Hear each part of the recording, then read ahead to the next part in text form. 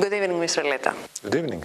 Thank you for the time you are offering to us to have this exclusive conversation for Action 24 TV. Let me start with the turbulent and dangerous times we are facing in the Middle East.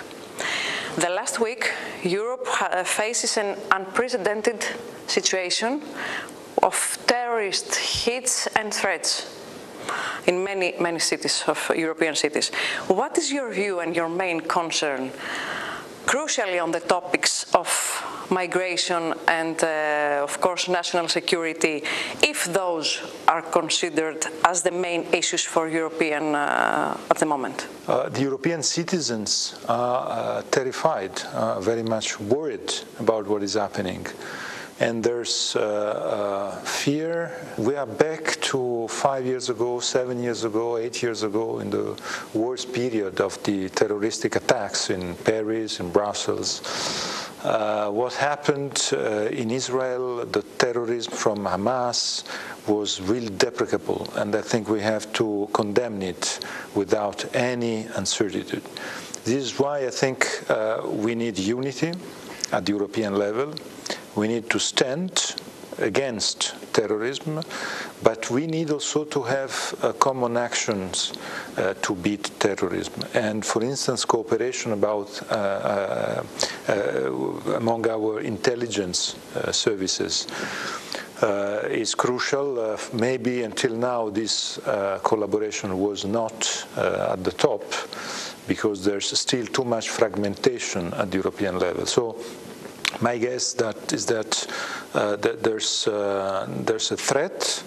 We have to stand against terrorism, and we have to be united and more effective because the fears that our citizens and citizens around Europe are having are, I think, one of the main problems also in terms of future relaunch of European economy. If it is fear, instability, terrorism, there's immediately after economic collapse. Taking it further to an economical level, which do you consider as imminent threats or effects for European economies? The main problem, I think, is if the war, the Russian aggression to Ukraine continues, because this war was the reason why the inflation rose at the European level. This rise of inflation was the worst attack to middle classes and poorest classes.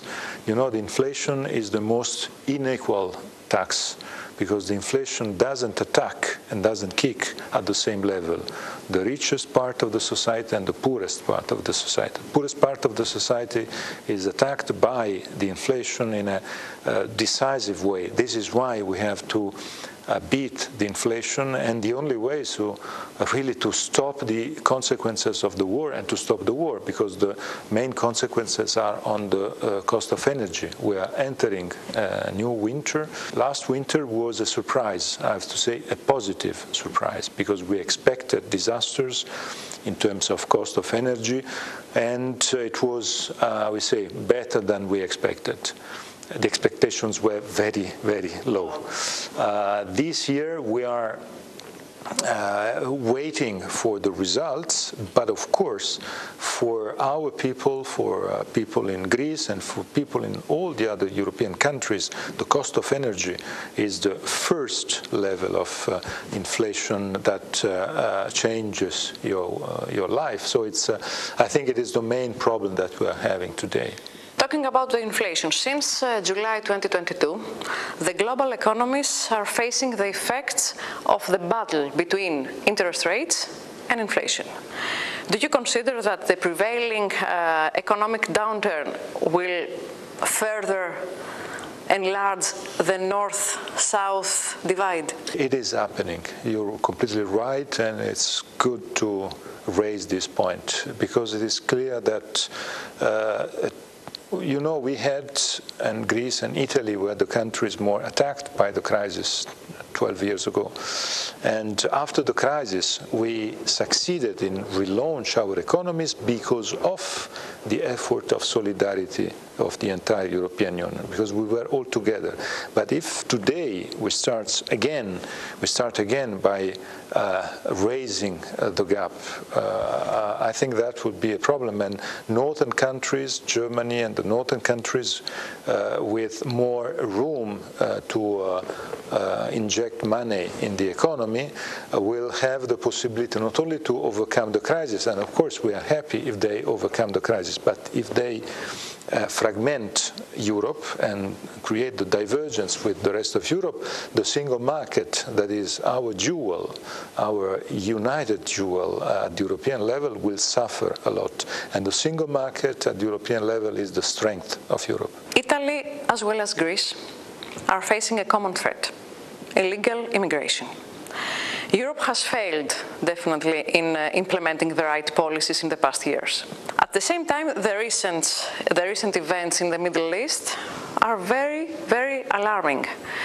What can be done about this? I think we have to change completely the way in which we try to tackle the subject. The subject is maybe the most important one in terms of a way to give a future to our continent and to have a good relationship with our neighbors. You know, Europe had many crises in the last 15 years, and we learned lessons from all the different crises, but on migrations.